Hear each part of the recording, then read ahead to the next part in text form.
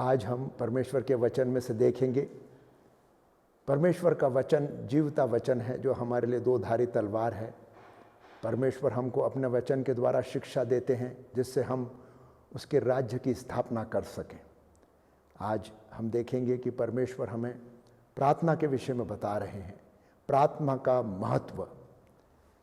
पौलुस इस महत्व को बहुत गहरे रूप में जानता था और उसने तिमोथी को एक चिट्ठी लिखी। उसमें पहले तिमोथी उसका 2 अध्याय 1 से लेके 5 वचन तक हम पढ़ेंगे। अब मैं सबसे पहले यह आग्रह करता हूं कि विनती और प्रार्थनाएं और निवेदन और धन्यवाद सब मनुष्यों के लिए किए जाएं, राजाओं, सब ऊंचे पद वालों के निमित्त, इसके लिए कि हम विश्राम और चैन के साथ सारी भक्ति और गंभीरता से जीवन बिताएं। यह हमारे उद्धारकर्ता परमेश्वर को अच्छा लगता है और भाता भी है, जो यह चाहता है कि सब मनुष्यों का उद्धार हो और वे सत्य को भली भांति पहचान ले, क्योंकि परमेश्वर एक ही है और परमेश्वर और मनुष्य के बीच में भी एक ही बिचवाई है, अर्थात मसीह यीशु जो मनुष्य है। पौलुस इन वचनों के द्वारा तिमोथी को सिखा रहे हैं और आज भी यह वचन हर कलीसिया के व्यक्ति को यह बात सिखाता है कि हम प्रार्थना के महत्व को समझें।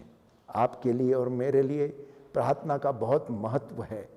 हम जानते हैं कि धर्मी जन की प्रार्थना से बहुत कुछ हो सकता है। यहाँ पौलुस जब चिट्ठी लिख रहा है तो वो कहता है सबसे पहले, वो ये नहीं कहता कि बाद में, वो कहता है सबसे पहले आप पहले सुसमाचार सुनाने जाना है, ऐसा नहीं कहता। वो ये नहीं कहता कि पहले तुम जाओ और वचन में से कैसे शिक्षा दोगे ये सीखो। वो ये कहता है सबसे पहले वो कहता है कि तुम प्रार्थना करना सीखो। विनती, प्रार्थना और निवेदन, धन्यवाद सब मनुष्यों के लिए किए जाएं। वो यहाँ पर हमें सिखा रहा है कि परमेश्वर के सम्मुख धन्यवाद देना, परमेश्वर की को विनती करना, परमेश्वर के सम्मुख स्तुति आराधना करना और परमेश्वर से प्रार्थना। यहाँ प्रार्थना का यहाँ जो प्रार्थना शब्द दिया गया है उसका ग्रीक भाषा के अंदर जो हम ओरिजिनल देखते हैं तो लिखा है प्रार्थनाएं। मतलब वो केवल एक तरह की प्रार्थना नहीं, कई प्रकार की प्रार्थनाओं के बारे में बात कर रहा है। और वो ये कहता है कि तुम परमेश्वर को विनती करो, निवेदन करो, प्रार्थनाएं, अलग अलग प्रकार की प्रार्थनाएं करो। धन्यवाद करना भी प्रार्थना है, स्तुति आराधना करना भी प्रार्थना है और परमेश्वर के सम्मुख विनती लाना, प्रभु हम आपसे विनती करते हैं, यह कहकर जो हम कहते हैं वो भी प्रार्थना है। और अन्य भाषा में प्रार्थना करना भी प्रार्थना है। और मध्यस्थी की प्रार्थना, वो यहाँ एक और बात कहता है और वो यह है कि मध्यस्थी भी करो। मध्यस्थी भी के विषय में हम बाद में देखेंगे, लेकिन आज हम इन वचनों के आधार पर परमेश्वर के वचन को समझेंगे। यहाँ पौलुस कहता है कि सबसे पहले, बाद में नहीं, सबसे महत्वपूर्ण बात है। आप कोई भी सेवकाई करते हो, चाहे आप इवेंजलिस्ट हों, आप पास्टर हों, आप अपोस्टल हों, आपकी जो भी कोई सेवकाई है, वो कहता है आप सबसे पहले प्रार्थना करें, परमेश्वर के सम्मुख विनती करें, आराधना करें, उसके नाम को ऊंचा उठाएं और उन प्रार्थनाओं के कारण हम सारी बातों को होता हुआ देखते हैं। यहाँ दूसरे वचन में हम देखते हैं कि परमेश्वर हमसे कहते हैं राजाओं और सब ऊंचे पद वालों के निमित्त, इसके लिए कि हम विश्राम और चैन के साथ सारी भक्ति और धार्मिकता से जीवन बिताएं। दूसरे वचन में पौलुस तिमोथी को लिखता है और कहता है कि तुम सारे लोगों के लिए जो उच्च अथॉरिटी में हैं, ऊंचे पदों पर हैं, राजा हैं, जिनको परमेश्वर ने नियुक्त किया है। परमेश्वर के द्वारा परमेश्वर सबको नियुक्त करता है। वह राजाओं को भी नियुक्त करता है, अधिकारियों को भी नियुक्त करता है। और वो यहाँ पौलुस हमसे कहता है कि तुम सारे अधिकारियों के लिए, जो गवर्नमेंट के लोगों के लिए, राजाओं के लिए, अब आज के समय में हमको हमारे प्राइम मिनिस्टर के लिए, हमारे प्रेसिडेंट के लिए, चीफ मिनिस्टर के लिए, एमएलए और एमपी के लिए, और जितने भी सरकारी अधिकारी हैं जो अलग अलग पदधारी हैं और वो अलग अलग पदों पर कार्य कर रहे हैं, उन सब के लिए प्रार्थना करना चाहिए। और वो कह रहा है कि अगर तुम प्रार्थना करोगे तो उससे क्या फायदा होगा। वो हमको बता रहा है, तुम अगर अधिकारियों के लिए और राजाओं के लिए, ऊंचे पद वालों के लिए प्रार्थना करोगे तो तुम चैन के साथ रह सकोगे, विश्राम के साथ रह सकोगे, और चैन और शांति के जीवन जीते हुए तुम आत्मिक उन्नति करोगे। लेकिन आज हम परेशानी में हैं, हमारे सामने चिंताएं हैं, हमारे सामने विपत्तियां हैं, हम चैन की सांस नहीं ले पा रहे। चारों तरफ ऐसी परिस्थिति है कि जहां हमारे मन में डर, घबराहट और परेशानी आती है। डर और घबराहट के कारण हम प्रार्थना नहीं कर पाते। वो पौलुस के इस वचन को हमें गहरे रूप में लेने की जरूरत है। आज हम हमारे अधिकारियों के बारे में निंदा करते हैं, उनके बारे में गलत बोलते हैं, उनके बारे में गुस्सा करते हैं, और हम उनके लिए प्रार्थना करने के बजाय जो वचन में लिखा है वो न करते हुए विपरीत कार्य कर रहे हैं। हमारे इस विपरीत कार्य करने के कारण ही आज हमारे सामने समस्याएं हैं, तकलीफ है और परेशानी है। हम चैन की सांस नहीं ले पा रहे। अगर कलीसिया, आप और मैं, हम लोग अगर ये निर्णय लेना चाहते हैं तो ये निर्णय हमको लेना है, क्योंकि हमारी प्रार्थनाओं के द्वारा परमेश्वर कार्य करते हैं। प्रभु यीशु के नाम में प्रार्थनाएं सुनी जाती है और स्वर्ग में दर्ज की जाती है। उन प्रार्थनाओं का उत्तर परमेश्वर हमको शांति के रूप में देते हैं। ये जवाबदारी आपकी और मेरी है। हम हमारे अधिकारियों के प्रति और हमारे देश के प्रधानमंत्री, हमारे देश के प्रेसिडेंट और जितने भी पदाधिकारी हैं, उनके प्रति कड़वाहट न रखें। उन्हें हमारे को पूरे हृदय के साथ क्षमा करना है और उनके लिए हमें पूरे प्रेम के साथ, परमेश्वर के प्रेम से भरकर उनके लिए प्रार्थना करना है। न केवल उनके उद्धार के लिए, परंतु परमेश्वर के ज्ञान और प्रकाशन के लिए। परमेश्वर हृदयों को बदलते हैं, परमेश्वर लोगों को बदलते हैं। परमेश्वर है जो राजाओं के हृदय को भी बदलकर अपने कार्यों में उपयोग में लाते हैं। वे कौन सी पार्टी के हैं, वे कौन से समाज के हैं, यह देखने का और यह निर्णय लेने का हमारा काम नहीं। हमारा काम है वचन के आधार पर उनके लिए प्रार्थना करना। उनके लिए प्रार्थना करने से हम शांति में रहेंगे और हम धार्मिकता में जीवन जी सकेंगे। उसके अगले वचन में पौलुस कहता है, यह हमारे उद्धारकर्ता परमेश्वर को अच्छा लगता है और भाता भी है।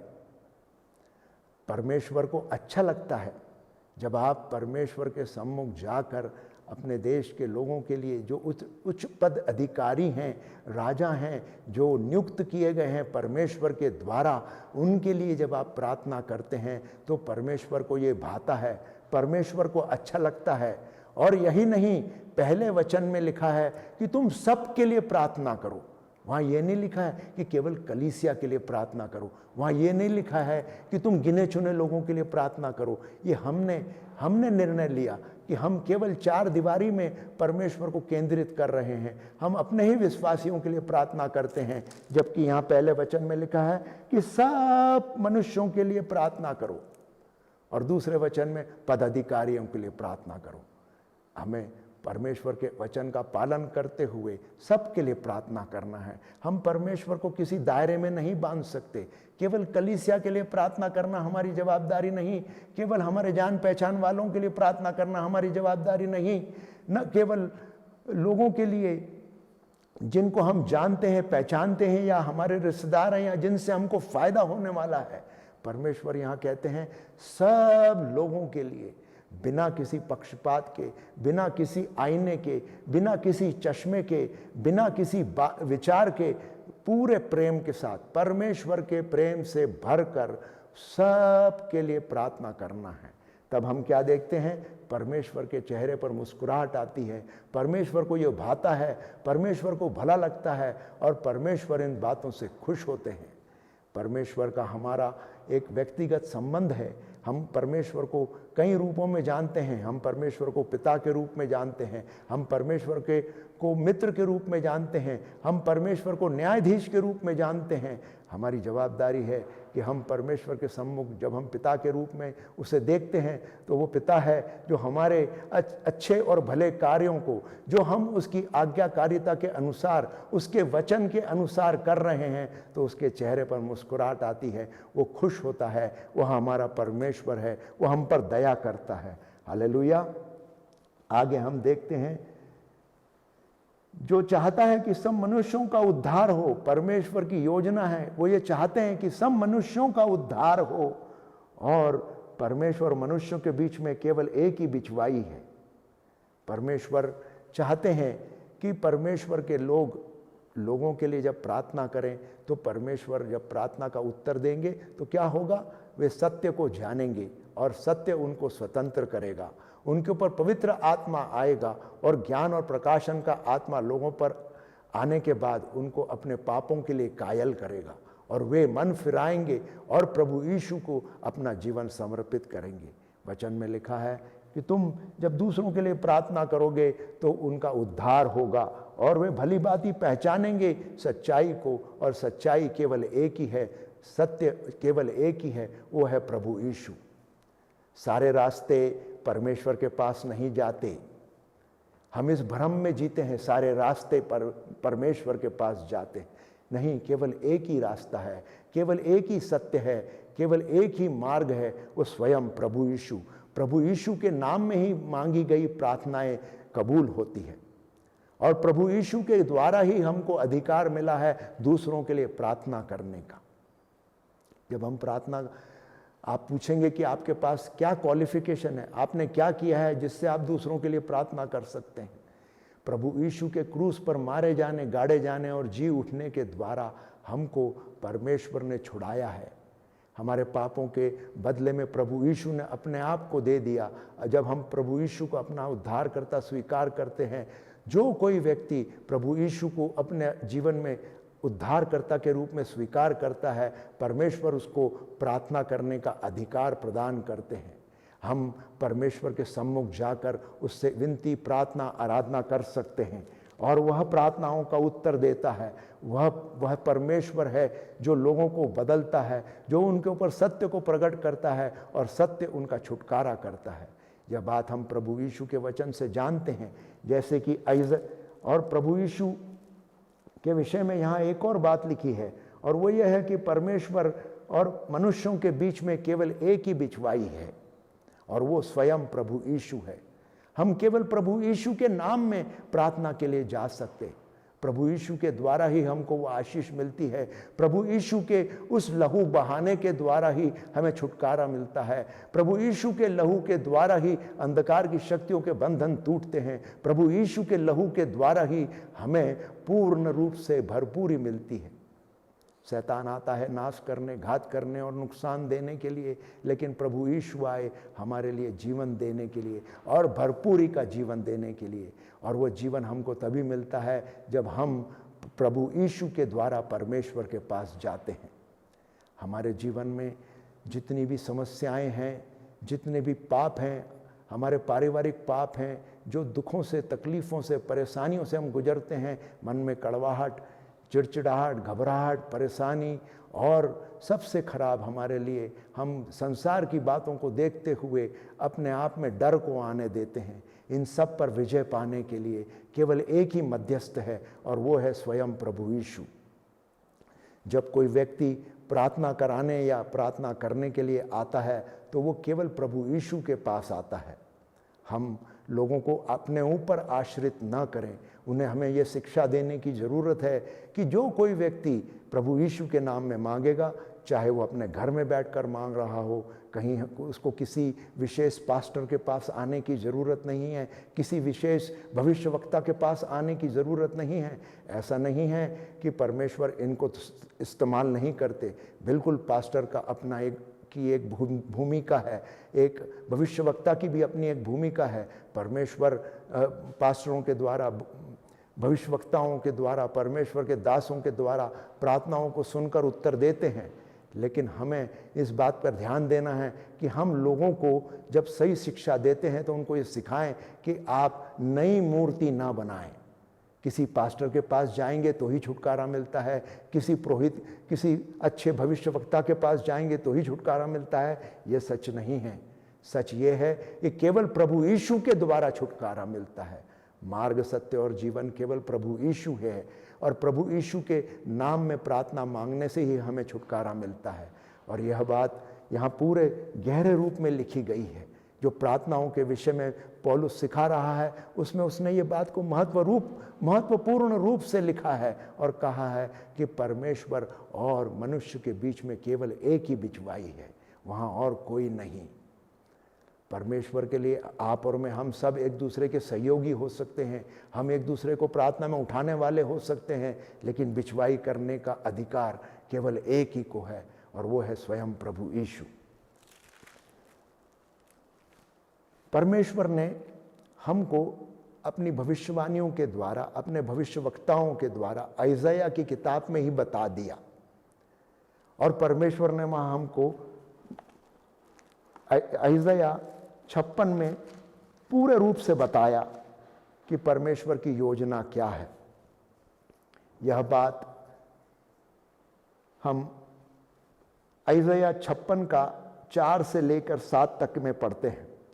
क्योंकि जो खोजे मेरे विश्राम दिन को मानते और जिस बात में मैं प्रसन्न रहता हूँ उसको अपनाते और मेरी वाचा का पालन करते हैं, यहोवा यूँ कहता है कि मैं अपने भवन और अपनी शहरपनाह के भीतर उनको ऐसा नाम दूंगा जो पुत्र पुत्रियों से कहीं उत्तम होगा। मैं उनका नाम सदा बनाए रखूंगा और वे कभी ना मिटाए जाएंगे। परदेसी भी जो यहोवा के साथ इस इच्छा से मिले हुए हैं कि उसकी सेवा टहल करें और यहोवा के नाम से प्रीति रखें और उसके दास हो जाएं, जितने विश्राम दिन को अपवित्र करने से बचे रहते हैं और मेरी वाचा का पालन करते हैं, उनको मैं अपने पवित्र पर्वत पर ले जाकर अपने प्रार्थनाओं के भवन में आनंदित करूंगा। उनकी होम बलि और मेल बलि मेरी वेदी पर ग्रहण की जाएगी, क्योंकि मेरा भवन सब देशों के लोगों के लिए प्रार्थना का घर कहलाएगा। इन वचनों के द्वारा परमेश्वर हमसे बातचीत करते हैं और बोलते हैं कि देखो, तुम्हारे लिए, तुम जो कोई भी हो, अगर तुम मेरी वाचाओं का पालन करो, मेरी शिक्षाओं का पालन करो, तुम साबात के दिन को मानो, तुम मेरे वचन के आज्ञाकारी रहो। ध्यान देने की बात है, यहाँ हमको आज्ञाकारिता के विषय में विशेष रूप से समझने की ज़रूरत है। परमेश्वर केवल हमको वचन को जानने वाले नहीं, परंतु वचन को मानकर उसकी आज्ञाकारिता पर चलने का निर्देश दे रहे हैं। और उस निर्देश को देते हुए परमेश्वर हमसे कहते हैं कि जब तुम ये सब करोगे तो मैं तुम्हें अपने ऊंचे पर्वत पर लाऊंगा। कहने का मतलब है कि हम परमेश्वर के अति पवित्र स्थान में दाखिल होने के लायक बनेंगे।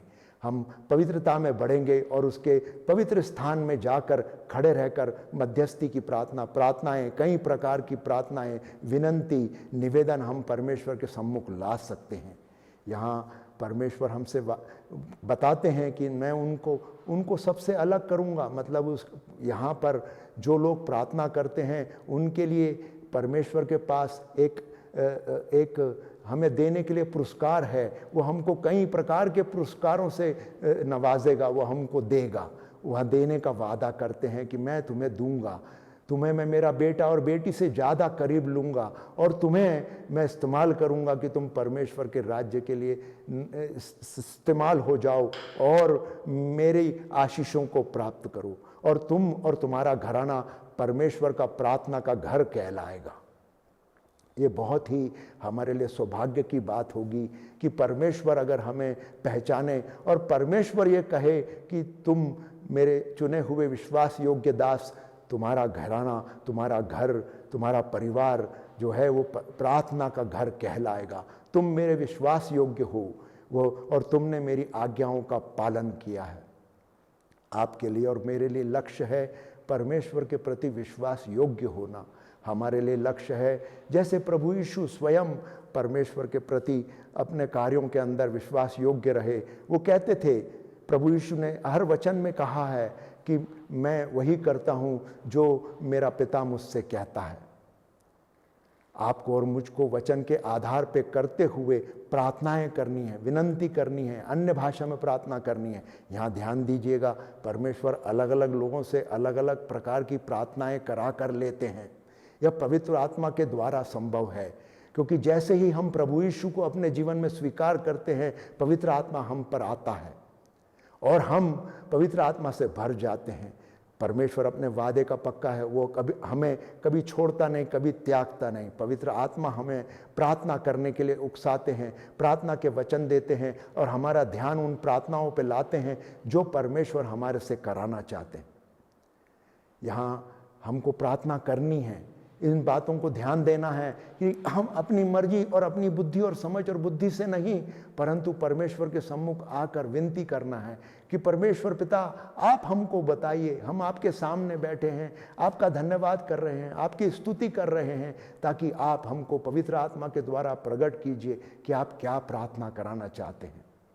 फिर जो परमेश्वर वचन, जो वचन के द्वारा, स्वप्न के द्वारा, दर्शन के द्वारा परमेश्वर बताते हैं, उन बातों पर प्रार्थना करना है।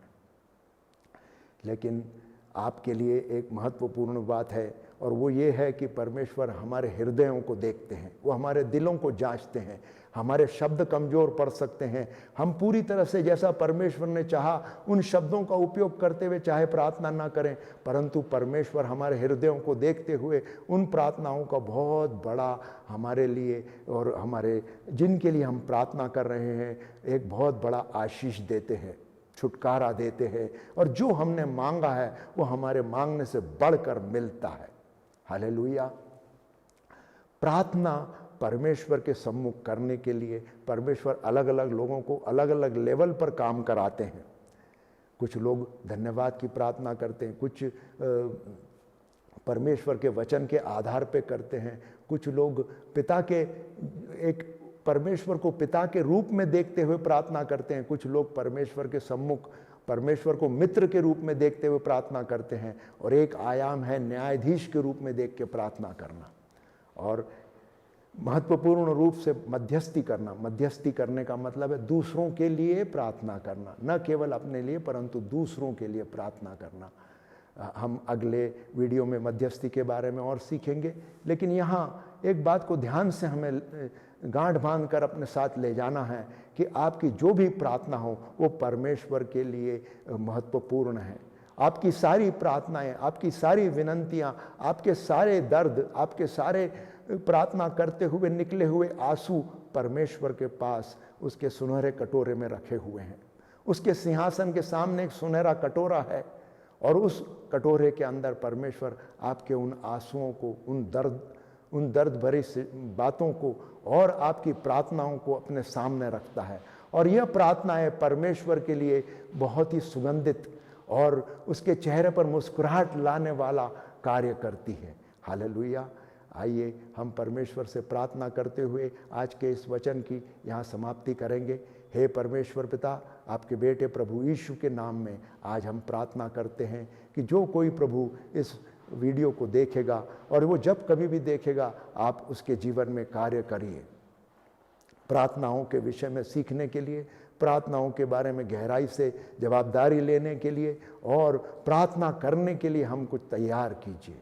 हमारा सारा आलस, हमारा सारा चिड़चिड़ाहट, गुस्सा, घबराहट, डर निकाल दीजिए और पवित्र आत्मा से भरकर प्रार्थना करने के लिए उभारिए कि हम आपके राज्य की स्थापना करने वाले बन सके। पिता परमेश्वर, प्रार्थना की और गहराई को समझने के लिए हमें सहायता और मदद कीजिए। धन्यवाद के साथ प्रार्थना मांगते हैं हमारे उद्धारकर्ता, मुक्तिदाता प्रभु यीशु के नाम में, और सबने कहा आमीन।